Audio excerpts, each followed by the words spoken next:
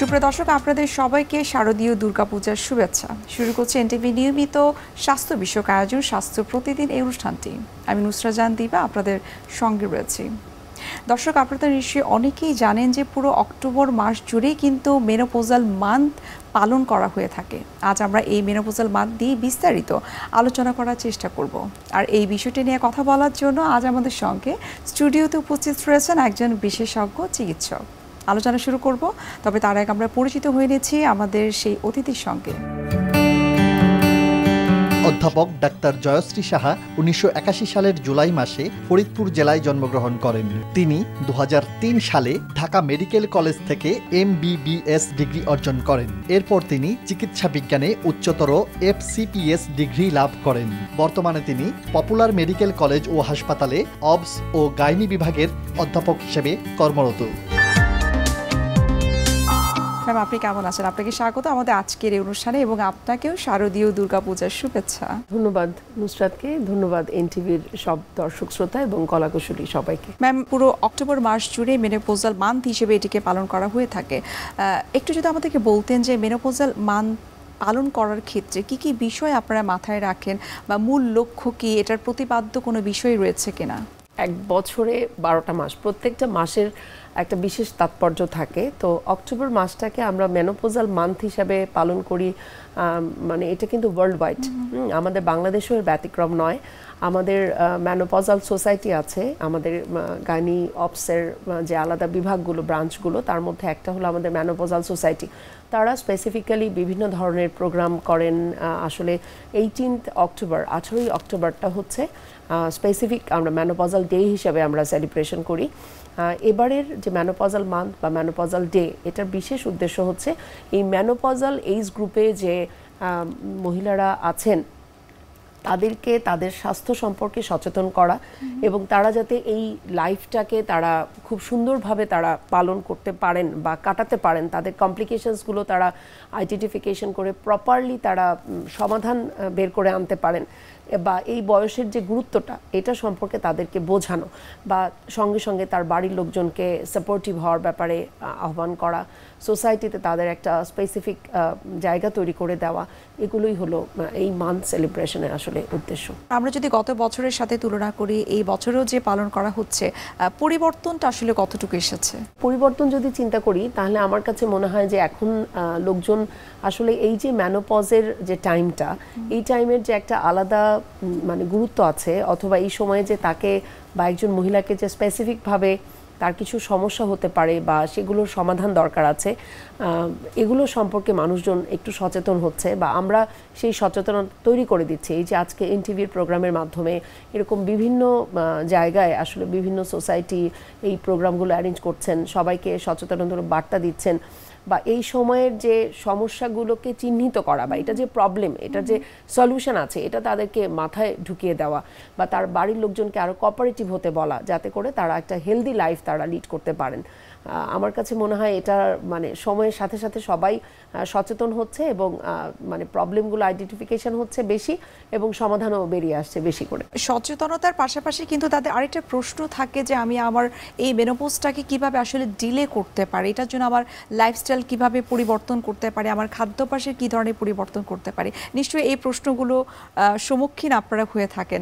কিভাবে পেশেন্টদেরকে আসলে কাউন্সেলিং করে থাকেন আপনারা? আমাদের জন্ম থেকে মৃত্যু পর্যন্ত আমাদের লাইফের কিন্তু এক একটা পর্যায় আছে, যেমন একদম শৈশব, কৈশোর, তারপর একসময় গিয়ে যৌবন, মানে সেরকমই কিন্তু একটা ধাপ হলো মেনোপজ। যখন একটা মেয়ের দেখা যায় একটানা 6 মাস অথবা 1 বছর বা তারও বেশি সময় ধরে মাসিক বন্ধ থাকে, তখন কিন্তু এই স্টেজটাকে আমরা বলি মেনোপজ, যেটা কিনা আমাদের দেশে অ্যাভারেজ আমরা 45 থেকে 55, 56 এই বয়সের মহিলাদেরকে কিন্তু আমরা এই গ্রুপের মধ্যে ফেলতে পারি।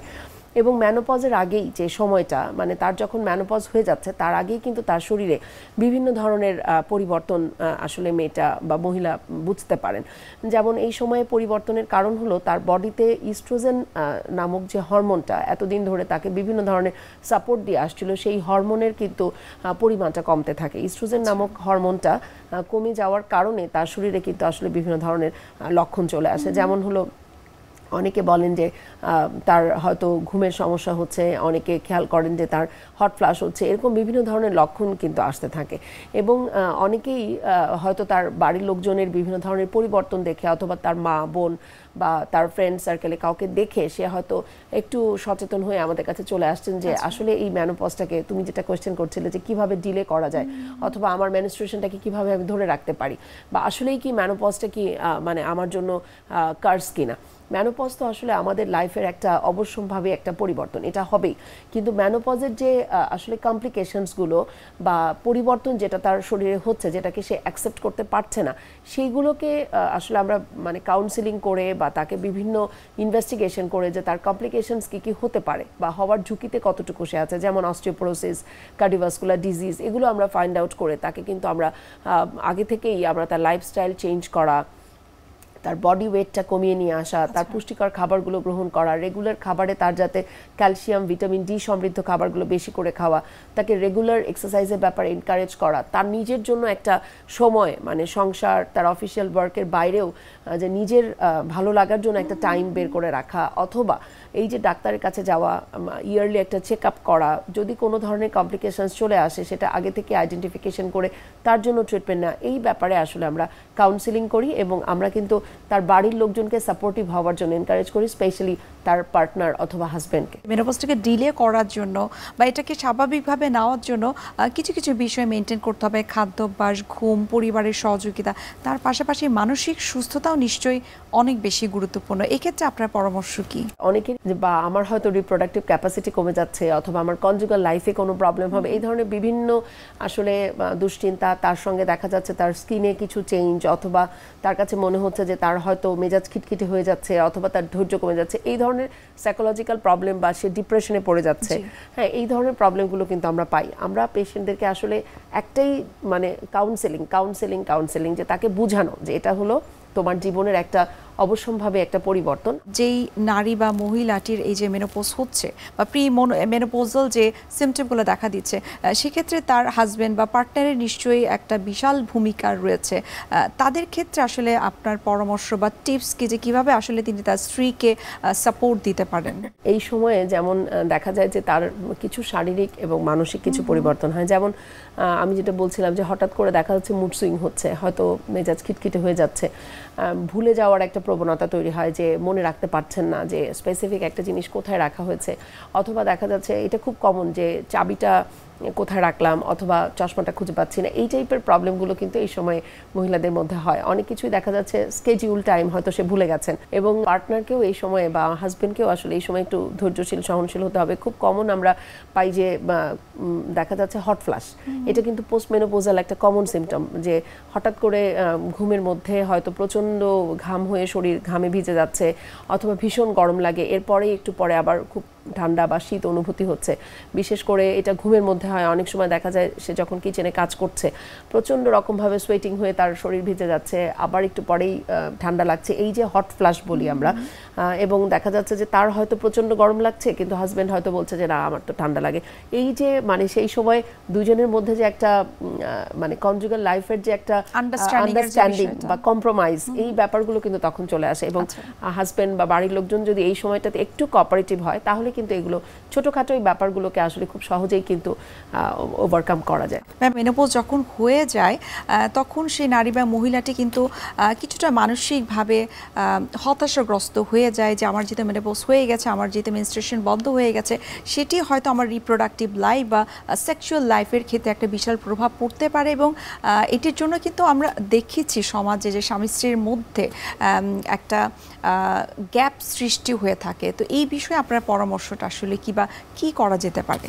এই সময় আসলে বোথ পার্টনার হয়তো তারা নিজেরাও বুঝতে পারেন যে ফিজিক্যাল যে নিড বা প্রয়োজনটা এটাও কিন্তু আস্তে আস্তে হয়তো কমেই আসে, কিন্তু তারপরেও অনেক ক্ষেত্রে আমরা এই ধরনের মানে প্রশ্নের সম্মুখীন হই বা আমাদের কাছে ট্রিটমেন্টের জন্য আসেন। অনেক ক্ষেত্রে দেখা যায় যেহেতু এই সময় ইস্ট্রোজেন নামক হরমোনটা বডিতে কমে আসে দেখা যায়, এবং সঙ্গে সঙ্গে তার ভ্যাজাইনাল অ্যাট্রফি মানে বা ড্রাইনেস এগুলো বেড়ে যায়, যার জন্য কিন্তু অনেকেই দেখা যাচ্ছে যে ফিজিক্যাল রিলেশনের সময় ব্যথা পাচ্ছেন অথবা তার কষ্ট হচ্ছে, এই ধরনের কমপ্লেন নিয়ে কিন্তু আসেন।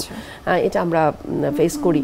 এবং এই সময় আমরা যেটা করি যে আমরা আসলে তাদের পার্সোনাল হাইজিনটা রেগুলার মেনটেন করার জন্য এনকারেজ করি অ্যাজ ইউজুয়াল, এবং তার সঙ্গে সঙ্গে আমরা ইস্ট্রোজেন ক্রিম বা আমরা বলি যে বিভিন্ন ব্র্যান্ডের নামে পাওয়া যায়, ইস্ট্রোজেন ক্রিমটা কিন্তু রেগুলার সে যদি রাতে একবার করে অ্যাপ্লাই করে, এভাবেই আমরা এনকারেজ করি তাদেরকে, তাহলে ওই ভ্যাজাইনাল যে অ্যাট্রফি বা ড্রাইনেস এগুলো কিন্তু সে ওভারকাম করতে পারে।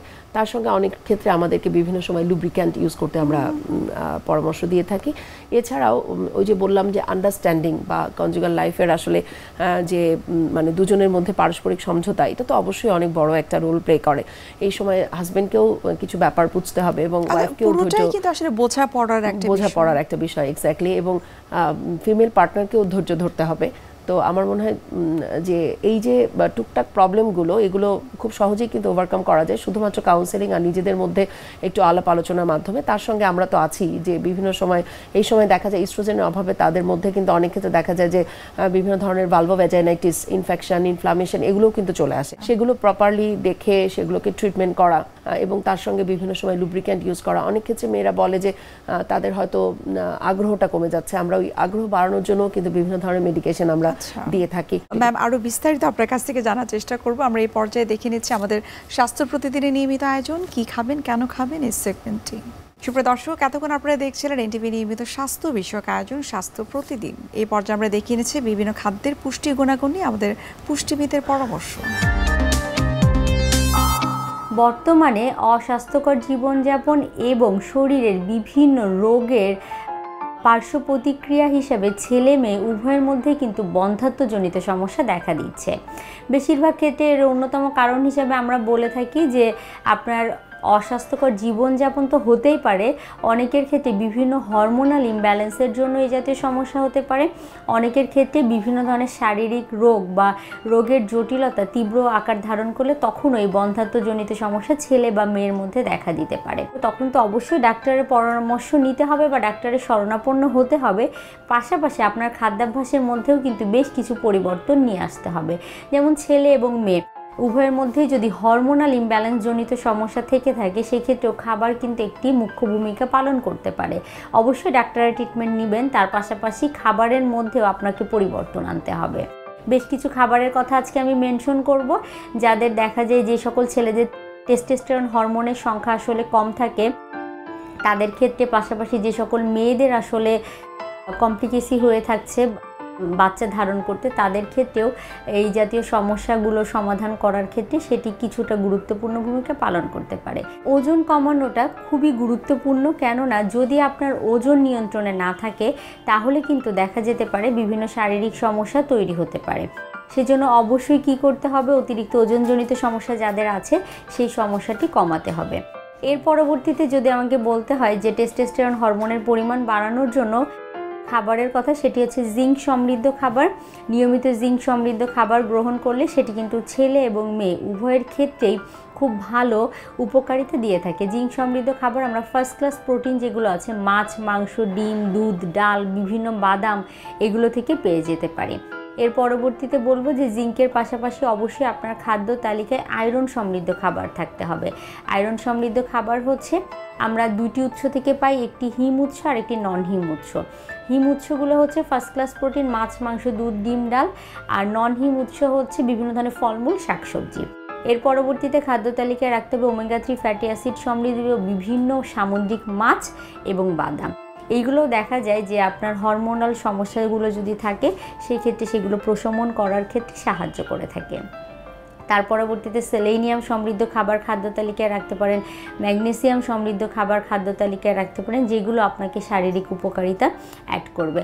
অনেকের মধ্যে, অনেক ছেলেদের মধ্যে বিশেষ করে দেখা যায় অতিরিক্ত মদ্যপানের অভ্যাস থাকে বা অতিরিক্ত সিগারেট বা ধূমপান করে থাকেন। অবশ্যই এই দুটি বদ অভ্যাস থাকলে আপনাকে এড়িয়ে চলতে হবে, কেননা এই দুটি বদ অভ্যাসের জন্য আপনার কিন্তু কি হতে পারে, এই বন্ধ্যাত্বজনিত সমস্যা প্রকট আকার ধারণ করতে পারে। অতিরিক্ত বাহিরের খাবার গ্রহণ, অতিরিক্ত প্রক্রিয়াজাতকৃত খাবার গ্রহণ, বিভিন্ন রেডি টু কুক খাবার গ্রহণ, বাহিরে ডুবো তেলে ভাজা একই তেল বারবার ব্যবহার করা হয় এমন খাবার গ্রহণ করা থেকে বিরত থাকতে হবে। কেননা ট্রান্স ফ্যাট সমৃদ্ধ খাবারগুলো আপনার বন্ধ্যাত্বের অন্যতম কারণ হিসেবে চিহ্নিত করা হয়ে থাকে সাধারণত। কেননা ট্রান্স ফ্যাট আসলে কি? ট্রান্স ফ্যাট হচ্ছে একই তেল বারবার ব্যবহার করে যে খাবারগুলো তৈরি করা হয় বা তেল পুড়ে যাওয়া তেল আমরা আসলে দেখে থাকি, সেই জাতীয় তেলগুলো ব্যবহার করে রান্না করা খাবারগুলো থেকে কিন্তু ট্রান্স ফ্যাট শরীরে প্রবেশ করে।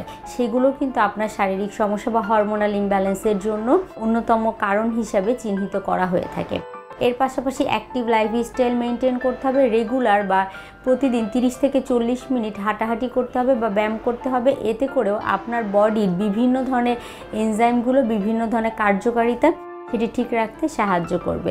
মূল কথা, আপনার ডাক্তারের ট্রিটমেন্টের পাশাপাশি একটি হেলদি এবং ব্যালেন্স ডায়েট চার্ট মেনটেন করতে হবে, হেলদি লাইফস্টাইল মেনে চলার চেষ্টা করতে হবে।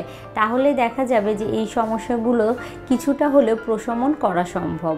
আর অবশ্যই আমি যে টিপসগুলো বললাম, যে খাবারগুলোর কথা বললাম, সেগুলো গ্রহণ করার চেষ্টা করবেন। খাবারের 6টি উপাদান carbohydrate, protein, fat, vitamin, minerals, পানি, এগুলোর যেন গুড রেশিও আপনার শরীরে বর্তমান থাকে সেটি মাথায় রাখবে। কোনোটি থেকে অতিরিক্ত গ্রহণ করবেন, আবার কোনোটি একেবারেই বাদ দিয়ে দিবেন। এই অভ্যাসটি অনেকের মধ্যেই দেখা যায়। বিভিন্ন ডায়েট করতে গিয়ে অনেকে এই ধরনের খাবার গ্রহণ করেন, তাদের ক্ষেত্রেও কিন্তু জটিলতা হতে পারে। একটি healthy balance diet chart maintain করার চেষ্টা করবেন, সুন্দর জীবনযাপন করার চেষ্টা করবেন, তাহলেই সম্ভব আপনিও এই বন্ধ্যাত্বজনিত সমস্যা কিছুটা কাটিয়ে উঠতে পারবেন। ম্যাম, আপনার কাছে এখন একটু জানতে চাই যে মেনোপজ যখন কারোর হয়ে যায় সেক্ষেত্রে আসলে কোনো ট্রিটমেন্ট রয়েছে কিনা? যেমন আমরা শুনে থাকি যে হরমোন থেরাপি নামক একটা ট্রিটমেন্ট রয়েছে, সেটি সম্পর্কে আসলে একটু জানতে চাই। এই যে মেনোপজের সিমটমসগুলো, এগুলো আমরা প্রথমে তো কাউন্সেলিং, তারপর তাদেরকে বিভিন্নভাবে বোঝানো, তারপর নন মেনোপজাল হরমোন থেরাপিও কিন্তু আমরা দিই। যখন দেখা যাচ্ছে এগুলোতে আসলে খুব বেশি পেশেন্টের ইমপ্রুভমেন্ট হয় না, তাদেরকে আমরা মেনোপজাল হরমোন থেরাপিতে আসি। তবে মেনোপজাল হরমোন থেরাপি দেওয়ার আগে আমরা অবশ্যই তাকে একটা হোল বডি চেক আপ, যেমন তার লিপিড প্রোফাইল, তার ব্লাড প্রেশার কন্ট্রোল করে নেওয়া, তার ডায়াবেটিসটা, তার হৃদরোগের ঝুঁকি কতটুকু, তার কার্ডিওভাস্কুলার অ্যাসেসমেন্টগুলো করে নেওয়া, কিডনি পরীক্ষা করে দেখা, তার লিভার টেস্ট করা, এগুলো সব কিছু করে, এবং তার ব্রেস্টের আলট্রাসোনোগ্রাফি, তার জরায়ুর আলট্রাসোনোগ্রাফি, এগুলো সব কিছু করে তার family history, family background check করে, মানে ফ্যামিলিতে কোনো কার্সিনোমার কোনো হিস্ট্রি আছে কিনা এগুলো দেখে শুনে তারপর কিন্তু আমরা মেনোপজাল হরমোন থেরাপিটা সাজেস্ট করি। এবং মেনোপজাল হরমোন থেরাপি দিলেও আমরা একটা নির্দিষ্ট সময় পরপর, 3 মাস, 6 মাস বা 1 বছর পরপর পেশেন্টকে কিন্তু একটা রেগুলার ডক্টর চেক আপে আমরা থাকার জন্য বলি। মেনোপজাল হরমোন থেরাপি দিলে মানে পেশেন্টের রিমেডিসগুলো যেমন হয়, সাথে সাথে বিভিন্ন ধরনের স্বাস্থ্য ঝুঁকিও কিন্তু বেড়ে যায়। এগুলো অবশ্যই একজন বিশেষজ্ঞ ডাক্তারের তত্ত্বাবধানে থেকে করা উচিত। অসংখ্য ধন্যবাদ। আমরা অনুষ্ঠানের একেবারে শেষ পর্যায়ে চলে এসেছি। আমরা তো একটা জিনিস কিন্তু আসলে বলতে পারি, বা আপনার আলোচনা থেকে আমরা বলতে পারি যে আসলে মেনোপজ কোনো আসলে সমস্যা নয়, এটি আসলে মেয়েদের জীবনের একটা গুরুত্বপূর্ণ অধ্যায়। এটিকে খুব চমৎকারভাবে চাইলে আমরা ওভারকাম করতে পারি। এক্ষেত্রে পরিবারের সহযোগিতা অনেক বেশি গুরুত্বপূর্ণ। ধন্যবাদ আপনাকে এবং শুভকামনা এনটিভির পক্ষ থেকে। ধন্যবাদ। সুপ্রিয় দর্শক, এতক্ষণ আপনারা দেখছিলেন এনটিভি নিয়মিত স্বাস্থ্য বিষয়ক আয়োজন স্বাস্থ্য প্রতিদিন। এই পর্যায়ে আমরা দেখিয়ে নিচ্ছি আমাদের আগামী পর্বে কি থাকছে। যদি এরকম হয়, একটা কিশোরী মেয়ে, তার all the secondary sexual characteristic, যেমন তার হচ্ছে ব্রেস্ট ডেভেলপমেন্ট হয়ে গেছে, বা এক্সিলারি হেয়ার হয়েছে, পিবিক হেয়ার হয়েছে, বাট তার হচ্ছে পিরিয়ড হচ্ছে না, তার বয়স হয়েছে 13 বছর হয়ে গেছে, অবশ্যই সে ডক্টরের শরণাপন্ন হবে। আবার অনেকের ক্ষেত্রে দেখা যাচ্ছে তার সব কিছু ডেভেলপড হয়েছে, বাট 15 ইয়ার্স 14 ইয়ার্স হয়ে গেছে, সেও কিন্তু একটু ওয়েট করতে পারে আপ টু 15 ইয়ার্স পর্যন্ত। কিন্তু 15 বছরের পরে যদি না হয়, তাহলে অবশ্যই ডক্টরের সাথে শরণাপন্ন হবে। বিশ্বের যে কোনো প্রান্ত থেকে যে কোনো সময় এনটিভি জনপ্রিয় অনুষ্ঠান স্বাস্থ্য প্রতিদিন দেখতে আপনারা ভিজিট করতে পারেন আমাদের পূর্ণাঙ্গ পোর্টাল www.ntvbd.com এ। এছাড়াও এনটিভির বিভিন্ন ধরনের জনপ্রিয় অনুষ্ঠান এবং নিউজ আপডেট পেতে আপনারা ভিজিট করতে পারেন আমাদের ইউটিউব চ্যানেল এবং ভেরিফাইড ফেসবুক পেজে। সুপ্রিয় দর্শক, আজ এখানে শেষ করতে হচ্ছে। দেখা হবে আবারও আপনাদের সঙ্গে। সে পর্যন্ত আপনারা সবাই ভালো থাকুন, সুস্থ থাকুন এবং সবসময় এনটিভির সঙ্গেই থাকুন।